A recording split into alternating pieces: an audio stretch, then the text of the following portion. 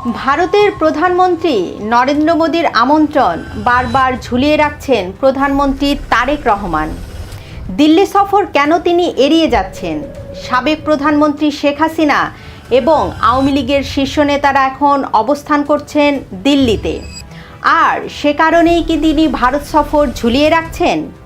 নাকি দিল্লি যেভাবে শেখ হাসিনার প্রত্যর্পণ চিঠি ঝুলিয়ে রেখেছেন, তারেক রহমান একইভাবে মোদির আমন্ত্রণ ঝুলিয়ে রেখে টেক্কা দিতে চাইছেন?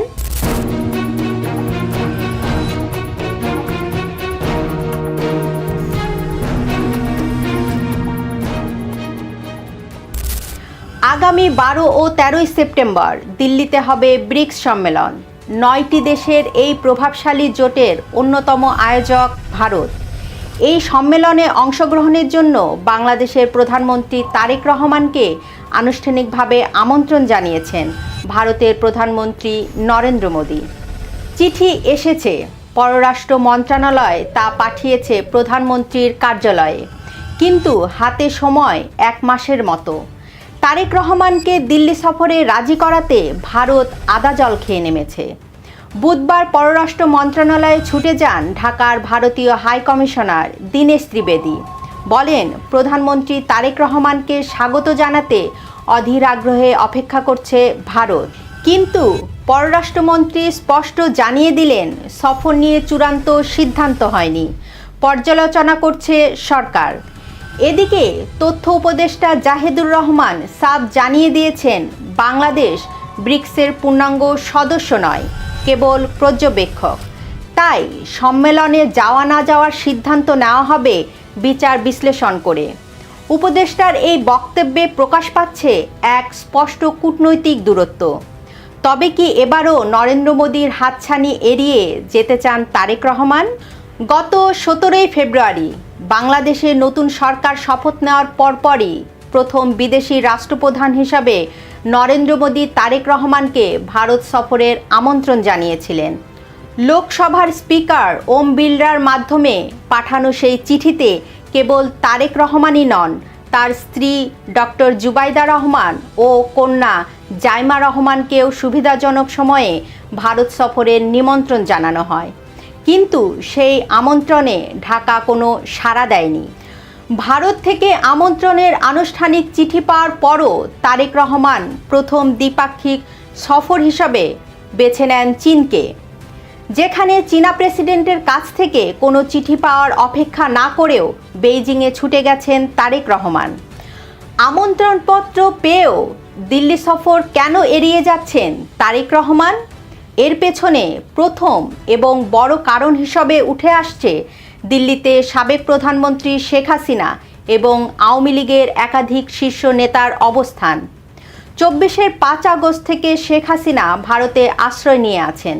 সঙ্গে রয়েছেন আওয়ামী লীগের প্রভাবশালী নেতা, আমলার, সেনাবাহিনী এবং পুলিশের সাবেক শীর্ষ কর্মকর্তারা। দিল্লিতে প্রধানমন্ত্রী হিসাবে তারেক রহমান পা রাখলে সেখানে অবস্থানরত আওয়ামী লীগের কর্মী সমর্থকরা কি তার বিরুদ্ধে বড় ধরনের বিক্ষোভ বা প্রতিবাদের ছক কষতে পারে? এমন একটি সফর ঘিরে যদি ভারতের মাটিতে কালো পতাকা প্রদর্শন বা ব্যাপক বিক্ষোভের ঘটনা ঘটে, তবে আন্তর্জাতিক মিডিয়ায় ঢাকা ও দিল্লি দুই পক্ষের জন্যই তা হবে অস্বস্তিকর। তারেক রহমান হয়তো এমন কোনো রাজনৈতিক অপ্রীতিকর পরিস্থিতি এড়াতে চাচ্ছেন। দ্বিতীয় এবং সবচেয়ে গভীর কূটনৈতিক হিসাবটি লুকিয়ে আছে শেখ হাসিনার প্রত্যর্পণ ইস্যুতে। সাবেক প্রধানমন্ত্রী শেখ হাসিনাকে ফেরত চেয়ে আনুষ্ঠানিকভাবে দিল্লিকে চিঠি দিয়েছিল বাংলাদেশ, কিন্তু ভারত সরকার সেই চিঠির কোনো কার্যকর জবাব না দিয়ে বিষয়টি গত 2 বছর ধরে এক প্রকার ঝুলিয়ে রেখেছে। তারেক রহমান আসলে দিল্লির কৌশলটাকে পাল্টা জবাব দিচ্ছেন। যেভাবে দিল্লি শেখ হাসিনার প্রত্যর্পণ চিঠি ফাইলবন্দি করে রেখেছে, তারেক রহমানও ঠিক একইভাবে নরেন্দ্র মোদীর ভারত সফরের আমন্ত্রণ বারবার ঝুলিয়ে রাখছেন। সোজা কথা, ঢাকা দিল্লিকে বুঝিয়ে দিতে চাইছে, বাংলাদেশের অনুরোধকে পাত্তা না দিলে ভারতের আমন্ত্রণকেও পাত্তা দেওয়া হবে না। ভারত বাংলাদেশের নিকটতম প্রতিবেশী। তিন দিক ঘিরে থাকা একটি দেশের সাথে দীর্ঘমেয়াদে বৈরী সম্পর্ক বজায় রাখা কি বিএনপি সরকারের জন্য দীর্ঘমেয়াদে টেকসই হবে? যদি ভারত মনে করে বিএনপি সরকার তাদের কৌশলগত স্বার্থ উপেক্ষা করছে, তবে দিল্লি ভিন্ন কোনো পদক্ষেপ নিতে পারে। ইতিহাস বলে, প্রতিবেশীকে চটিয়ে দীর্ঘদিন স্থিতিশীল থাকা কঠিন। ভারতের সাথে সম্পর্কে টানাপোড়েন বাড়লে সীমান্ত বাণিজ্য, তিস্তা পানি চুক্তি কিংবা আঞ্চলিক নিরাপত্তার মতো ইস্যুগুলোতে স্থবির হতে পারে। তারেক রহমান কি দিল্লির বিকল্প হিসেবে বেইজিংয়ের ওপর অতিরিক্ত নির্ভর করছেন? শেখ হাসিনা 15 বছরের শাসনামলে বাংলাদেশের সবচেয়ে বড় বাণিজ্যিক অংশীদার ছিল চীন। মেগা প্রকল্প থেকে শুরু করে সব জায়গায় ছিল বেইজিংয়ের কোটি কোটি ডলারের বিনিয়োগ। কিন্তু শেখ হাসিনা সরকারের সংকটের দিনে চীন শেখ হাসিনার পাশে দাঁড়ায়নি। যে সরকার ক্ষমতায় থাকুক, চীন শুধু নিজেদের অর্থনৈতিক ও ভৌগোলিক স্বার্থ সুরক্ষিত রাখতেই আগ্রহী। ফলে কোনো সংকট তৈরি হলে বেইজিং কখনো বিএনপি সরকারের পাশে দাঁড়াবে না। তারেক রহমান যদি মনে করেন নরেন্দ্র মোদীর আমন্ত্রণ উপেক্ষা করে এবং বেইজিংয়ের ওপর ভরসা রেখে তিনি ভারসাম্য রক্ষা করছেন, তবে তা ভবিষ্যতে বড় ধরনের কূটনৈতিক চ্যালেঞ্জ তৈরি করতে পারে। ব্রিক্স সম্মেলনে না যাওয়ার সিদ্ধান্ত হয়তো বাংলাদেশকে তাৎক্ষণিক একটি বার্তা দেওয়ার সুযোগ দেবে, কিন্তু দিল্লির দরজা বন্ধ হয়ে গেলে তারেক রহমানের জন্য তা শুভ নাও হতে পারে। কূটনীতির খেলায় জেদ নয়, প্রজ্ঞায় শেষ কথা। আন্তর্জাতিক সম্পর্কে বন্ধু নির্বাচনে ভুল করলে তার মাসুল শুধু বিএনপিকে নয়, পুরো দেশকেই গুনতে হবে। আপনার কি মনে হয়, ভারতের আমন্ত্রণ ঝুলিয়ে রেখে তারেক রহমান কি সঠিক কূটনৈতিক চাল চালছেন, নাকি এতে বাংলাদেশ ভারত সম্পর্কে দীর্ঘমেয়াদী ক্ষতি হচ্ছে? জানান আপনার মতামত। ভিডিওটি শেয়ার করুন, লাইক দিন, সম্ভব হলে চ্যানেলটি সাবস্ক্রাইব করুন। এতক্ষণ সঙ্গে থাকার জন্য। প্রথমে বাংলাদেশের প্রধানমন্ত্রী তারেক রহমানের সঙ্গে বৈঠক। এরপর সেদিনই ভারতের উদ্দেশ্যে উড়াল দেন ঢাকায় নিযুক্ত দেশটির হাইকমিশনার দীনেশ ত্রিবেদী। পরদিন বসেন তার দেশের প্রধানমন্ত্রী নরেন্দ্র মোদীর সঙ্গে। বাংলাদেশে বৈঠক শেষে তাকে ঠিক কী কারণে দিল্লি ছুটে যেতে হলো সেটা অবশ্য পরিষ্কার নয়। তবে দুই দেশের সম্পর্কের মধ্যে হঠাৎ এই যে এক ধরনের টানটান পরিস্থিতি, তার পেছনে যে দিল্লিতে আওয়ামী লীগের এই প্রেস ব্রিফিংয়েরও একটা ভূমিকা আছে সেটা স্পষ্ট। ওই ব্রিফিংয়ে বাংলাদেশের ক্ষমতাচ্যুত প্রধানমন্ত্রী শেখ হাসিনা ঘোষণা দেন তার ভাষায় ডিসেম্বরে তিনি ঢাকায় ফিরবেন। কিন্তু তার ঢাকায় ফেরা আসলে কতটা সম্ভব? শেখ হাসিনা বাংলাদেশে ফিরতে চান, তবে এখানে দুটি বিষয় লক্ষণীয়। একটি হচ্ছে তার কাছে বৈধ কোনো পাসপোর্ট নেই, কারণ বাংলাদেশ সরকার সেটি বাতিল করেছে। আরেকটি বিষয় হচ্ছে বাংলাদেশের আদালতে তিনি একজন মৃত্যুদণ্ডপ্রাপ্ত আসামি। তবে এই দুটিও চূড়ান্ত অর্থে তার ফেরার ক্ষেত্রে সেরকম কোনো বাধা নয়। মূল বিষয় হচ্ছে ডিসেম্বরে তিনি সত্যিই ফিরছেন কিনা, আর এক্ষেত্রে বাংলাদেশ সরকার তাকে ফিরতে দেবে কিনা। বাংলাদেশ অবশ্য আগেই তার অবস্থান পরিষ্কার করেছে। দেশটি শেখ হাসিনাকে ফেরত চেয়ে ভারতের কাছে চিঠিও পাঠিয়েছে। ফলে শেখ হাসিনার বাংলাদেশে ঢোকার এখন দুটি উপায় আছে। একটি হচ্ছে ভারত যদি বাংলাদেশের অনুরোধ অনুযায়ী তাকে প্রত্যর্পণ করে, আরেকটি হচ্ছে তিনি যদি নিজেই ফিরে আসেন। উনি কিন্তু অলরেডি ভারত সরকারের তত্ত্বাবধানেই অবস্থান করছে, ওনাকে আমরা জেল কাস্টডি মনে করছি না। এখানে প্রত্যাবর্তনের উনি নিজে সদিচ্ছা পোষণ করছেন যে উনি আসতে চান। বাংলাদেশ সরকারও বলছে যে উনি আসুক, আমরা ফেরত পাঠানো হোক। তাহলে সেখানে ভারতের কোনো চুক্তির এখানে মানে কোনো সমস্যা হচ্ছে বলে আমি মনে করছি না। কারণ যদি শেখ হাসিনা বলতেন যে আমি যাবো না, আসবো না, তাহলে পরে একটা প্রশ্ন আসতো যে ওই আইন অনুযায়ী ওনাকে পাঠানো হোক। কিন্তু উনিও আসতে যাচ্ছেন, এই সরকারও চাচ্ছে, সেখানে তো কোনো বাধা আছে বলে তো আমার কাছে মনে হচ্ছে না।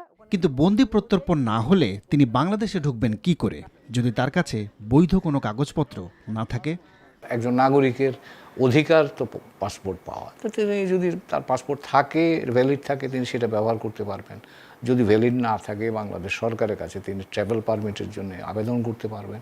সেই আবেদনের প্রেক্ষিতে সরকার সিদ্ধান্ত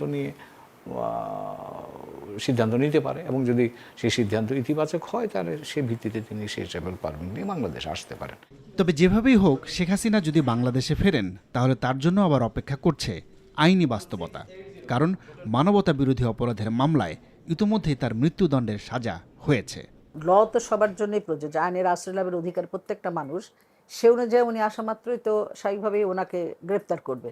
একটা হচ্ছে যে ওনার আপিল করার যে সময়সীমা সেটা কিন্তু অলরেডি পার হয়ে গেছে, তো সেক্ষেত্রে তো ওনাকে প্রথমেই আগে কাস্টডিতে নেবেন, তারপরে আইন অনুযায়ী যে ব্যবস্থা গ্রহণ করা দরকার সে ব্যবস্থা গ্রহণ করা হবে। এই ঝুঁকি নিশ্চিতভাবে শেখ হাসিনাও জানেন, কিন্তু তাহলে তার আসার কথা কেন বলা হচ্ছে? এখানেই সামনে আসছে আওয়ামী লীগের অস্তিত্ব সংকটের কথা, যেখানে আবার শেখ হাসিনা নিজে সহ অন্য নেতারাও পলাতক। ফলে দল বাঁচানোর জন্যই শেখ হাসিনা ফিরবেন এমন বক্তব্য আছে দলটির ভেতরে, যদিও তার ফেরার বাস্তবতা দেখেন না রাজনীতি বিশ্লেষকদের অনেকেই।